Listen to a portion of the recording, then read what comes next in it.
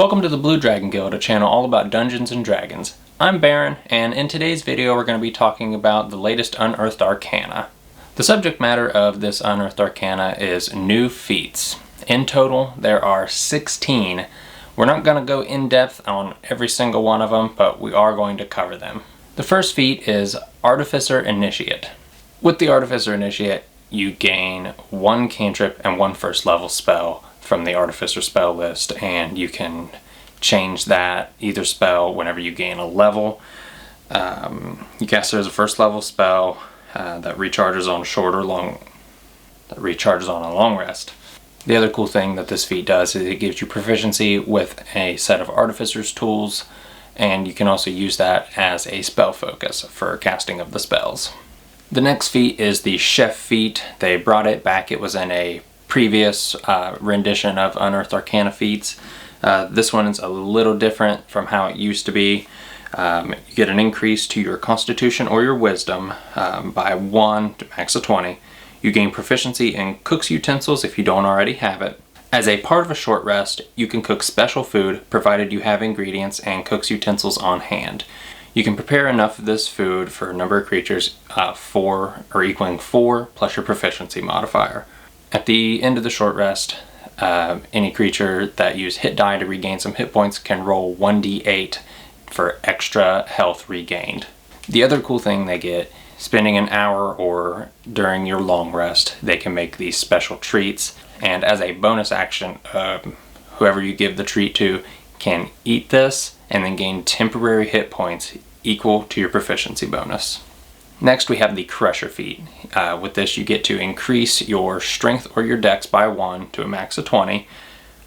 Once per turn, when you hit a creature with an attack that deals bludgeoning damage, you can move it 5 feet into an unoccupied space, provided the target is no more than one size larger than you. Additionally, when you score a critical hit that deals bludgeoning damage to a creature, any attack made against that creature has advantage until the end of your next turn. This is really cool, especially for those frontline fighters that are getting in there. I know I really want to take this, if Chris will let me, for my fighter that I'm playing in his game. This next feat is one that my jaw dropped as soon as I read it. It's called Eldritch Adept.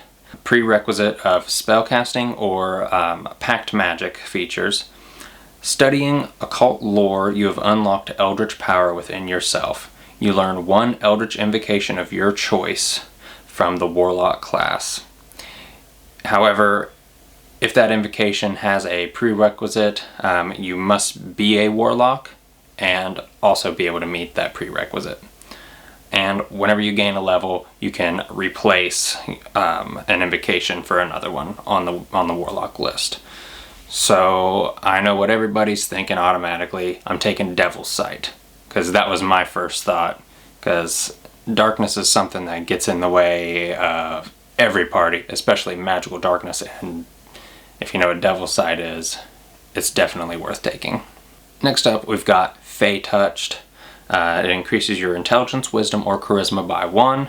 You get to learn the Misty Step spell, and one first level spell of your choice. The spell must come from divination or enchantment of those schools. Next up is Fighting Initiate. Basically this just lets you learn an additional fighting style. One caveat is if you already have a style, you have to choose a different one. And like with the other feats, whenever you gain a level, you can change this fighting style. Next up, we have the Gunner feat. You get to increase your dex by 1. You gain proficiency with firearms, and you ignore the loading property of firearms. And also, using a ranged weapon within 5 feet of a hostile creature does not impose disadvantage on you. And then we've got Meta Magic Adept. You have to have spellcasting or pact magic to be able to take this feat. With it, you learn 2 meta magic skills from the Sorcerer class. You also get 2 sorcery points to use with those, and those must be used on meta magic on the meta magics, because they can't be used with anything else. The next feat is Piercer. With this, your strength or your dex gets increased by 1 to max of 20. And once per turn, when you hit a creature with an attack that deals piercing damage, you can re-roll one of the attack's damage dice, and you must use the new roll. When you score a critical hit that deals piercing to a creature, you can roll one additional damage die when determining the extra piercing damage the target takes. So this is exceptional for rogues and their rapiers and sneak attack. This next feat is going to be the bane of all dwarves. It is Poisoner. The first thing on this, like the Eldritch Adept, had my jaw dropping. It's when you make a damage roll, you ignore resistance to poison.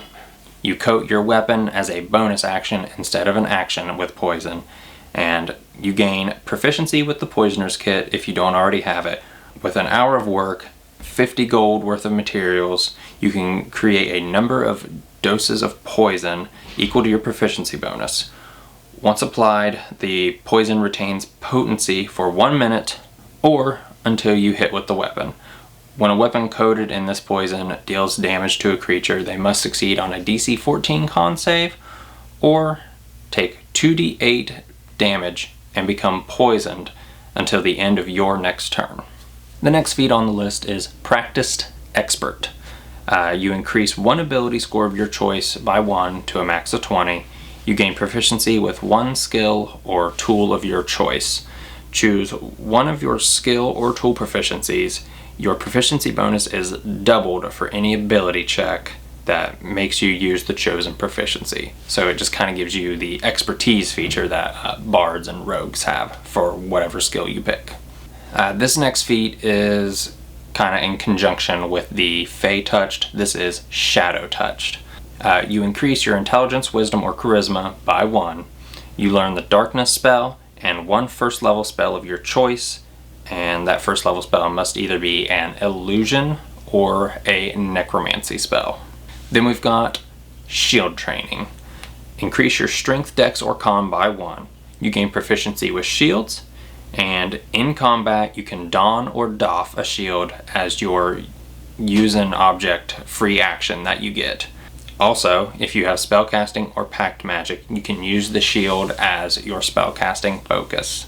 This is a great feat for those wizards out there that are just running a little low on the AC. Take this feat, you get your +2 to your AC, and you can also use it as your spellcasting focus. So, win-win.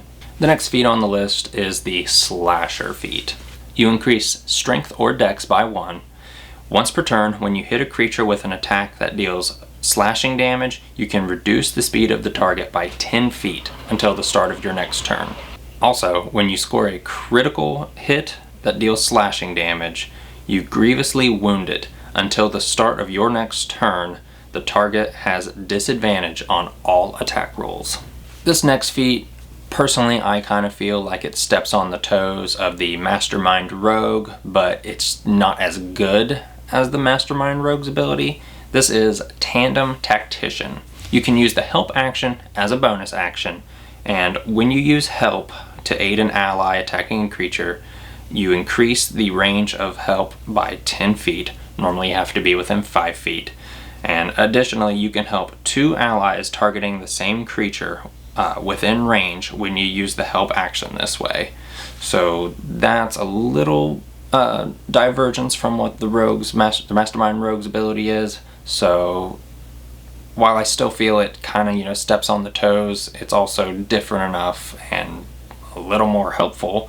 So a Mastermind Rogue would probably want to take this. I would think that the increase of 10 feet that it gives you for your help action would stack with the Rogue's 30 feet. So essentially 40 feet. I don't know on that one. If anybody has any answers on that, please let us know down in the comments. And the last feat, Tracker. With this, your wisdom score increases by 1, and you also learn the Hunter's Mark spell. And additionally, you have advantage on wisdom survival checks to track creatures. So just does what the name says, makes you a better tracker. So those are the feats that we got in the latest Unearthed Arcana. If you like any of these feats, tell us about it down in the comments below.